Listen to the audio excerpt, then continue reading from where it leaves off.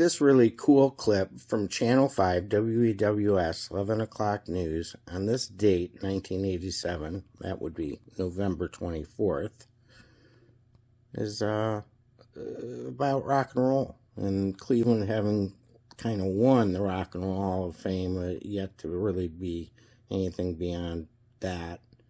And Fred Griffith talking about why we deserved it, and Jane Scott in there, and the Janglers at Peabody's Cafe.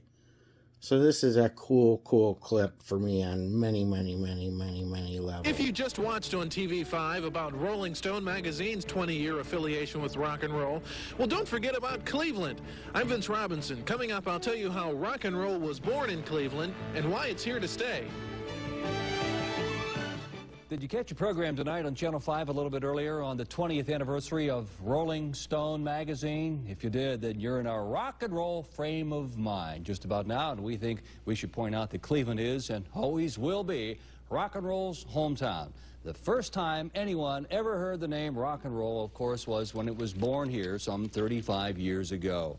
Cleveland's rock roots run deep, and as Vince Robinson explains tonight, the dream is still going strong.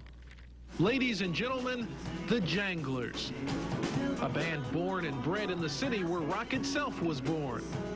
Lead singer Jason White is one of many local musicians striving for the brass ring of rock and roll stardom. It's the most important thing in the world to me. And to rock and roll, Cleveland is one of the most important cities in the world. Here he is in person, Alan Freed. Cleveland disc jockey Alan Freed coined the phrase rock and roll here 35 years ago. Like country western music in Nashville, jazz in New Orleans, or the blues in Chicago, Cleveland is synonymous with rock and roll, and with the Rock and Roll Hall of Fame, that should become even more so. From 1964 to 1971, TV viewers nationwide had their eyes and ears tuned to and TV5's Upbeat show, hosted by now TV5 station manager Don Webster. That show helped make some of today's stars. As far as rock and roll is concerned, Cleveland's still considered to be kind of the hub. If you make it in Cleveland, you've made it. Springsteen can tell you that. Ever since Alan Freed staged the first ever rock concert anywhere here in Cleveland, our city has been a key stop for rock's top acts.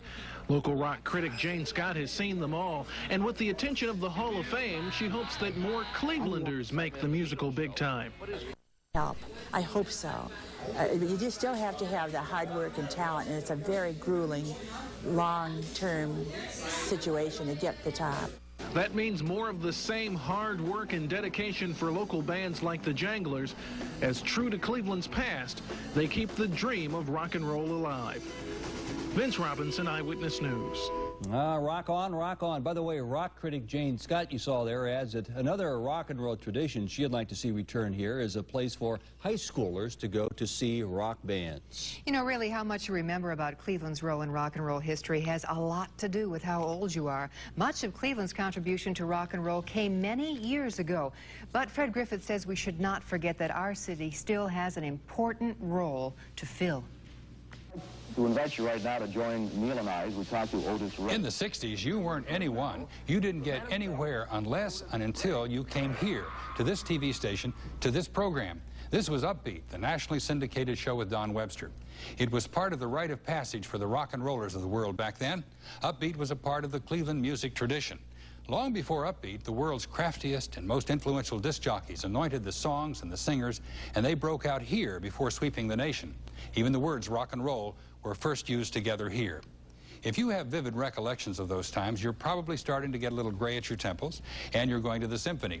If you're under 35, and most people are, those early days of Cleveland rock and roll are ancient history, but they happened.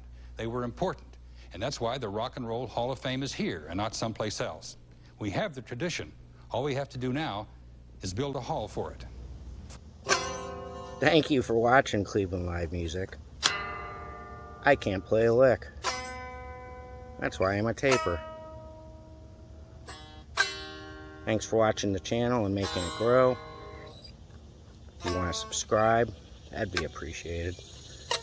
Patreon and GoFundMe would be appreciated. Maybe I could get guitar lessons.